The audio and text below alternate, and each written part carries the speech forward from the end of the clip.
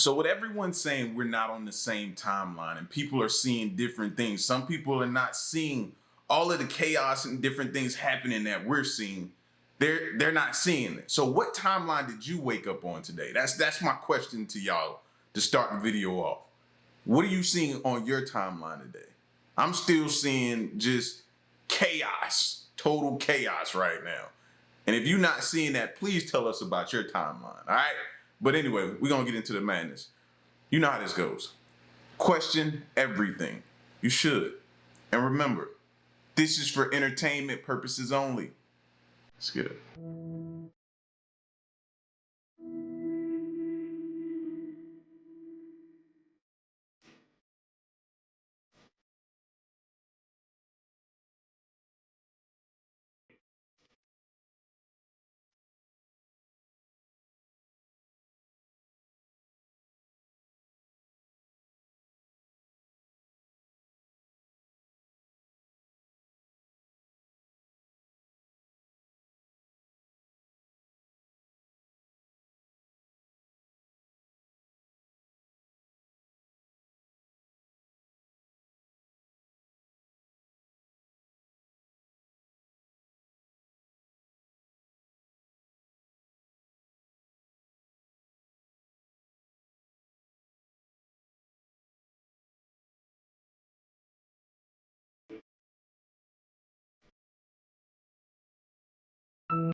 Now, I know a lot of y'all looked at that as like peaceful, serene, calmness, the birds just moving. You know the way I looked at that right then?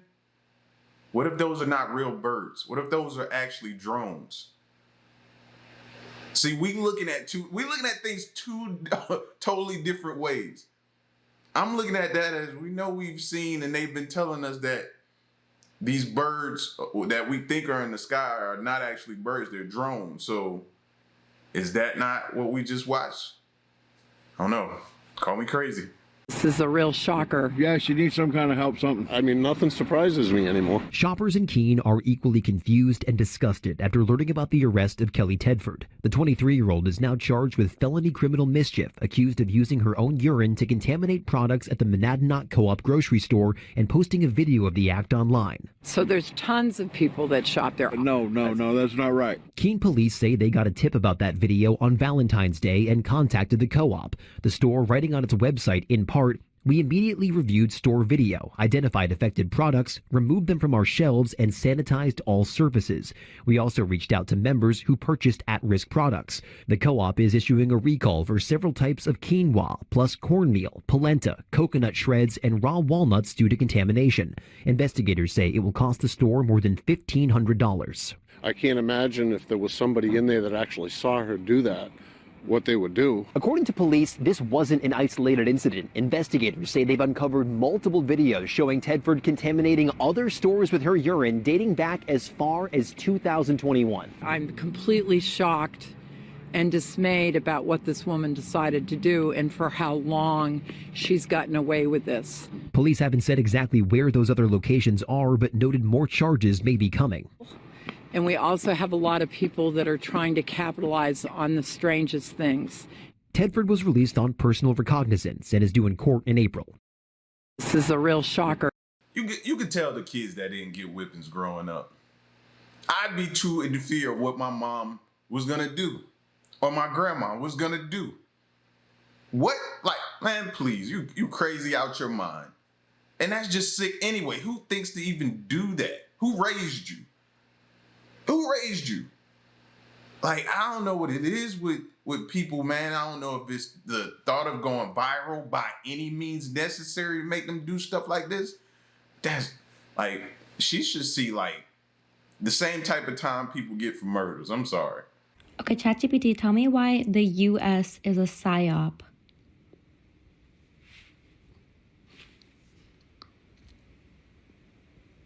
The U.S. is the greatest psyop of all time. A country that doesn't function like a country.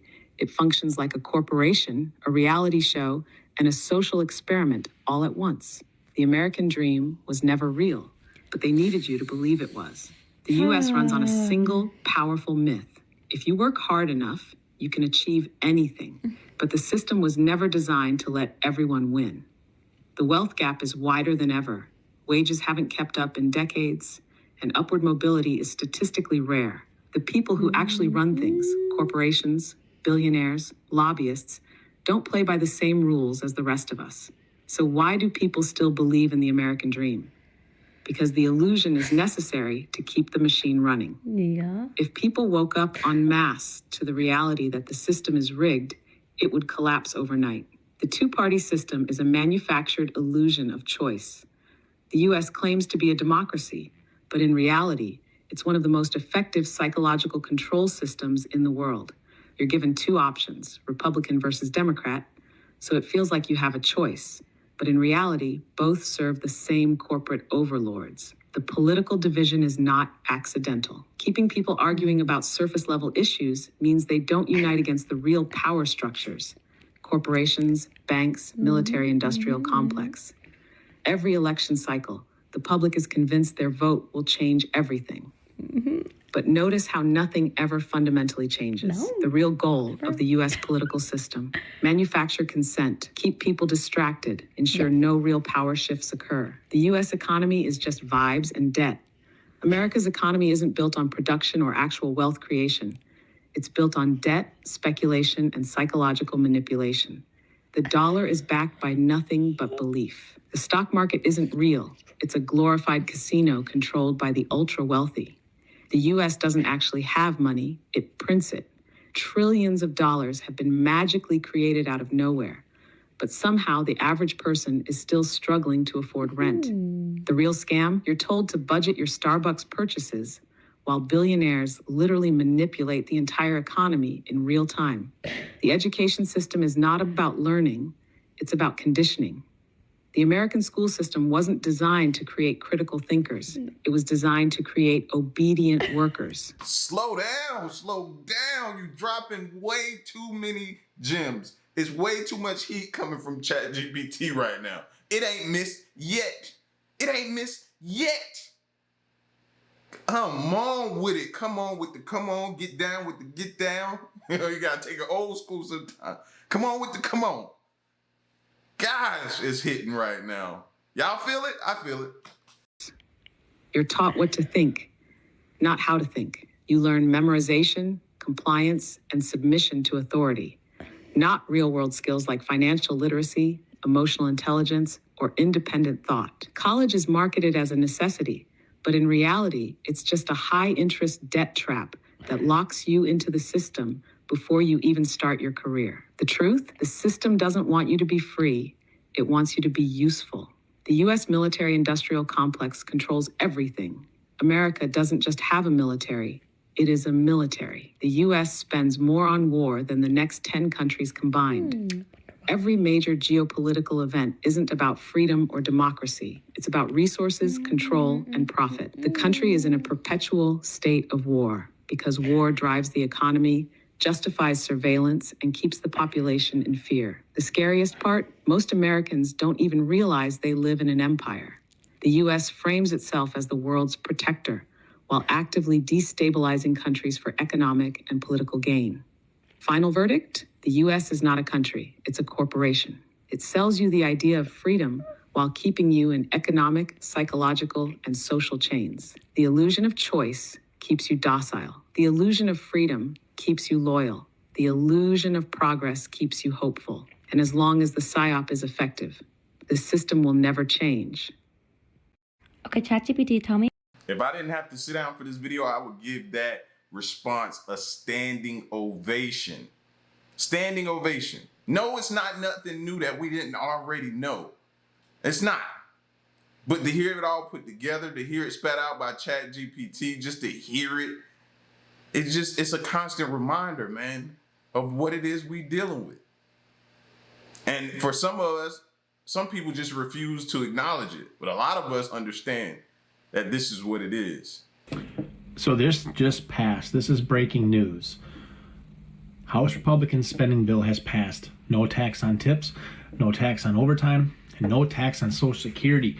But the biggest thing that I wanted to point out, and this is what I said earlier, when this comes up for vote, you need to look at who voted against this. So the Republicans, 217, yay. Democrats, nay, 212 of them.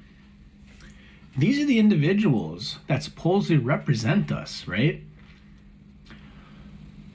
Think about that once. The Democrats voted against this. I'm really curious to hear what all of you have to say about this. Have a good day.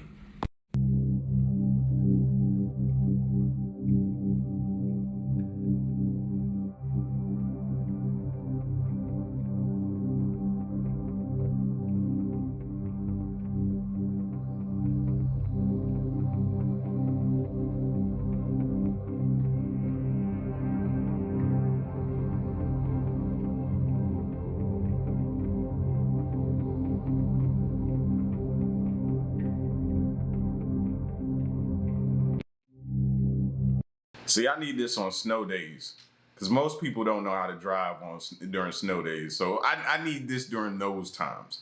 And it got up just the perfect height. I don't need it to go too high off the ground either. Just stay close enough to the ground that if we need to come down quickly, it won't, you know what I mean, unalive me. So, yeah.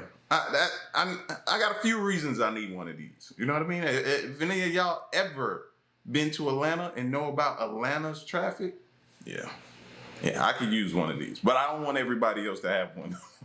This asteroid on course to hit the Earth, China's not taking any chances. It's hiring a planetary defense force of 3 people. NASA now says there's less than a 1% chance the asteroid might strike in 2032. That's down from 3.1%, but it keeps changing almost every day as scientists get more data on its shape, speed, and path. The possibility sounds small, but the asteroid is not.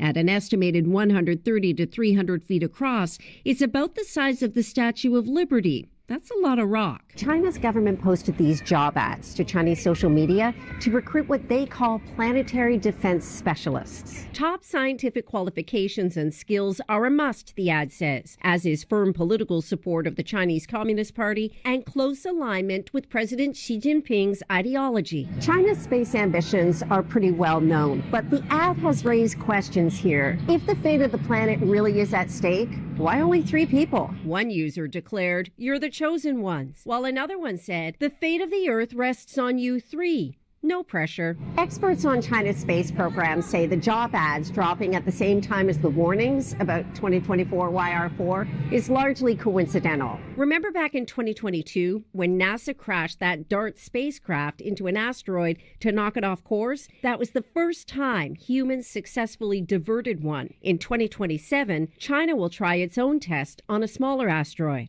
This asteroid on course to hit the Why are they the only ones that seem to be concerned? Why don't we seem to be concerned? And don't give me the percentages because they keep changing. She even said it. They keep changing. What if you wake up one day and it says, oh, it's a 20% chance now? Uh-oh. And then you wake up one day, it's back down to 0. And then you wake up another day and it's 75% chance. Oh, then we want to get prepared? What are we doing? Tell us something. It seems like others care, but we don't seem to. Everybody's just basing it off of the percentages. And I just don't think that's smart. Tonight, an international manhunt underway for the wife of a slain California fire captain, now a primary suspect in her death. Authorities say Yolanda Marodi, also known as Yolanda Olanichek, may have fled to Mexico after her wife of more than 2 years, Rebecca Marodi, was found stabbed to death in the couple's San Diego home.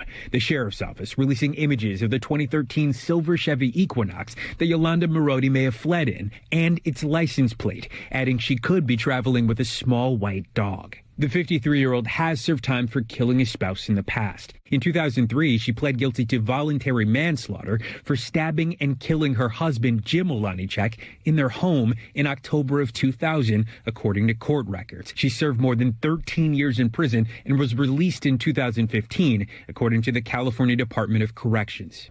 The firefighters that served alongside Marodi during her 30 years in the field, remembering her unwavering commitment to her community. Captain Marodi's love for the job and the people was amazing. She was always a good employee that worked hard. She was just a genuinely great human being and person to be around. Tonight, in international. Yo, y'all gotta really do y'all history. Like, she already had one body on her that she did before in the past, and like, people still married her? Nah.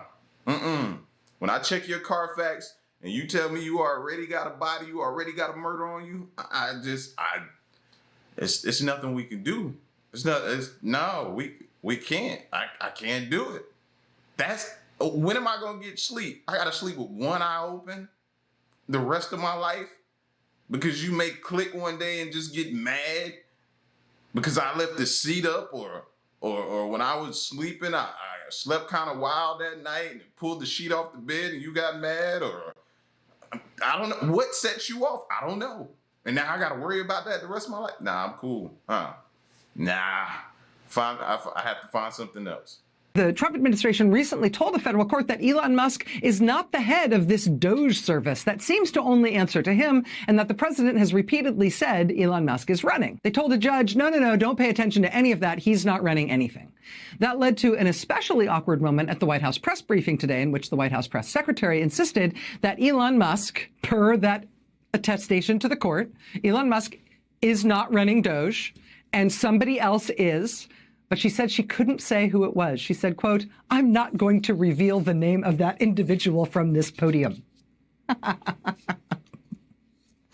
A few hours later, the White House announced that somebody nobody ever heard of is the real head of DOGE, not Elon Musk. There is a person running this government agency. It's not Musk. It's a person. Her name is Amy Gleason, who reportedly works from Nashville, who was reportedly quote, scheduled to be on vacation in Mexico today, and who, according to the New York Times, quote, told associates that she was not aware ahead of time that the White House planned to make public her role today before the White House announced her. So, random Tennessee resident on vacation in Mexico, phone starts blowing up. They're saying I have what job?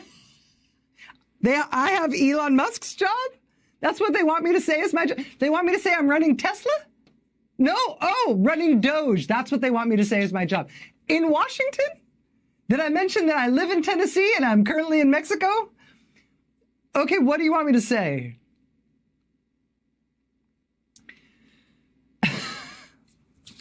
The word you're looking for is shambolic. She's going to be my pardon czar, okay? She has been just so outstanding, and I'm so proud of you, and we're giving Alice a full pardon. You can do whatever you want in life, and just keep doing the great job you're doing.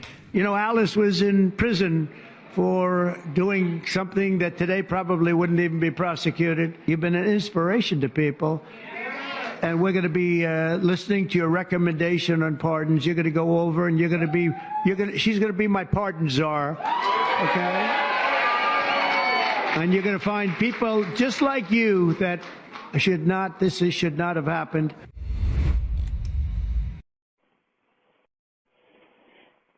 Hey, everyone. So I wanted to mention that no one in the black community is talking about this. I remember when Obama was the president, there was a special, I think it was on HBO, where he was at that time the first sitting president to go and visit inside a federal penitentiary. He sat down. I watched this documentary. He sat down. He talked to the inmates, and he talked to inmates that had extensive sentences where basically the crime didn't fit the time,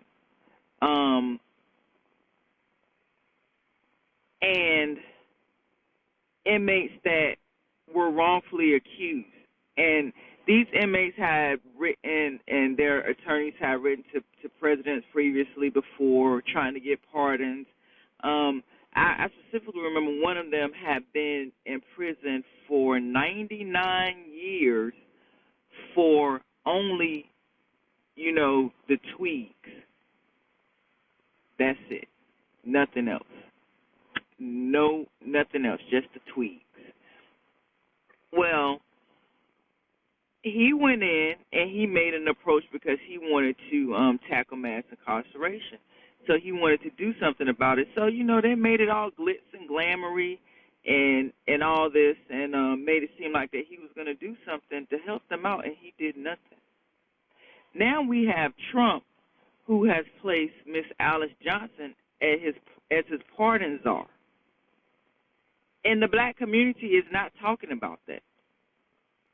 There are a high percentage of black people in prison, and we are aware of this. And some of them have taken plea deals because they didn't have the money to hire attorneys and are sitting there innocent. And then there are some that did crimes such as tweaks and are in prison serving a life sentence under former President Biden, where he pushed for mass incarceration. So why aren't they talking about this? Why is this? You know, want to know why? Because it does not fit the narrative. That's why.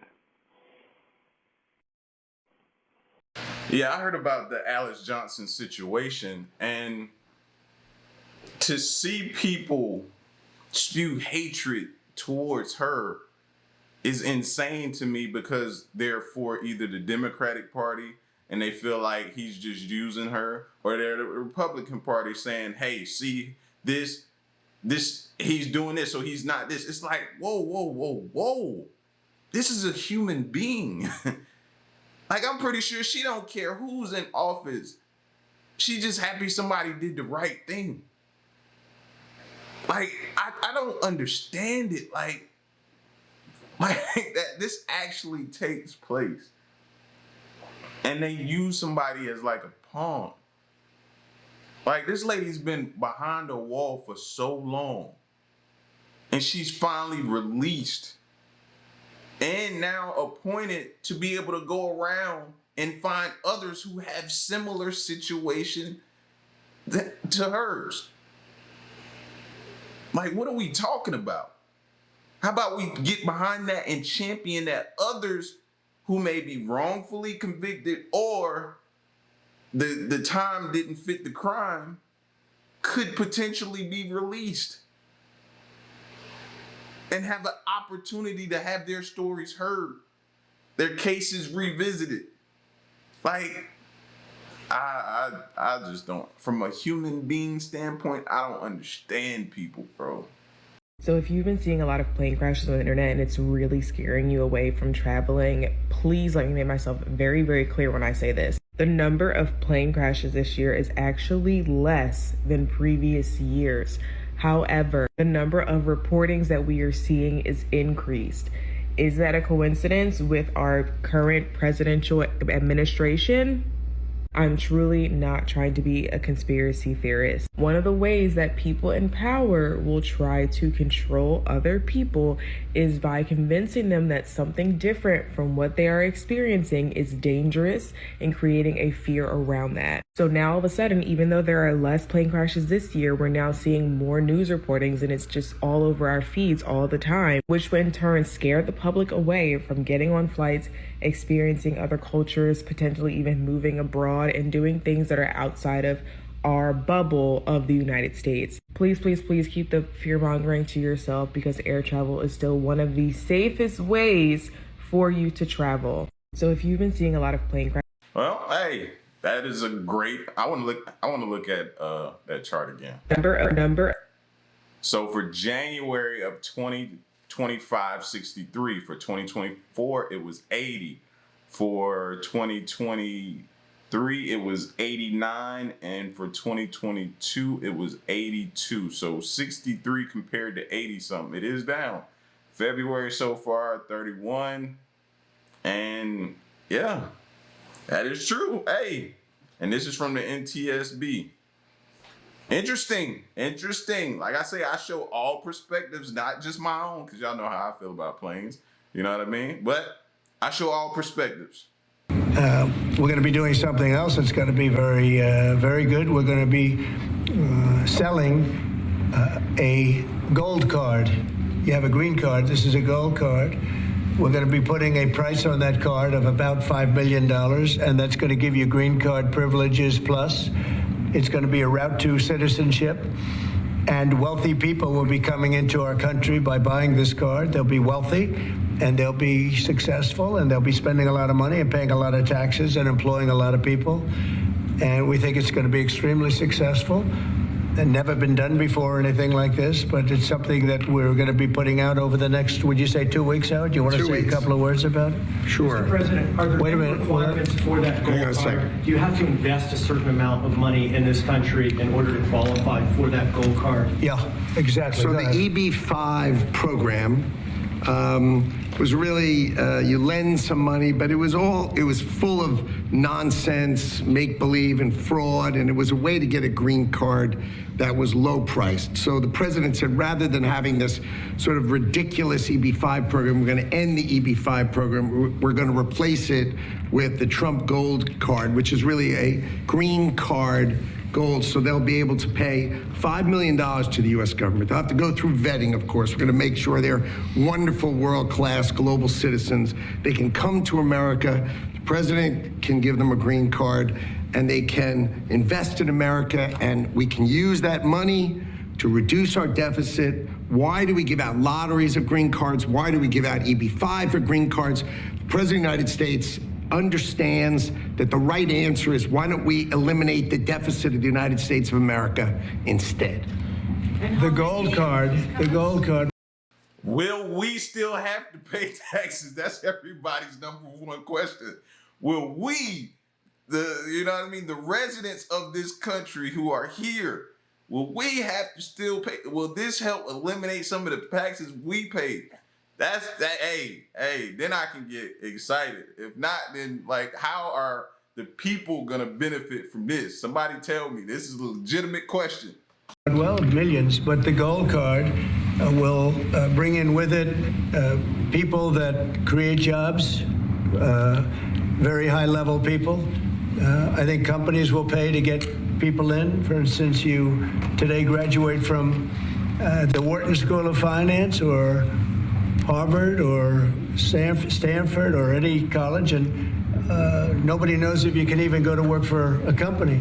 So Apple and all these companies that want to get people to be working for them will be able to buy a card, and for the people that are number one in their class at top schools, I see that as one of the things, but generally speaking, it'll be people with money and people that create jobs, and they won't have to pay any tax on income outside of the United States, which they're not paying right now. They're not citizens, but they'll have to pay if they create jobs in the United States. They'll pay full taxes like everybody else.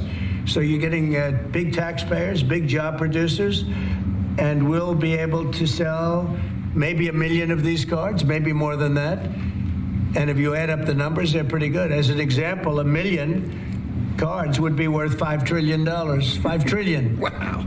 And if you sell 10 million of the cards, that's a total of $50 trillion. Well, we have 35 trillion in debt. That'd be nice. So we'll see. But it could be great. Maybe it will be fantastic.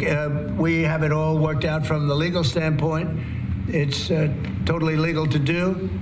Hasn't been done before. It's been done in many different forms. We give them away. Why should we give them away? We shouldn't give them away.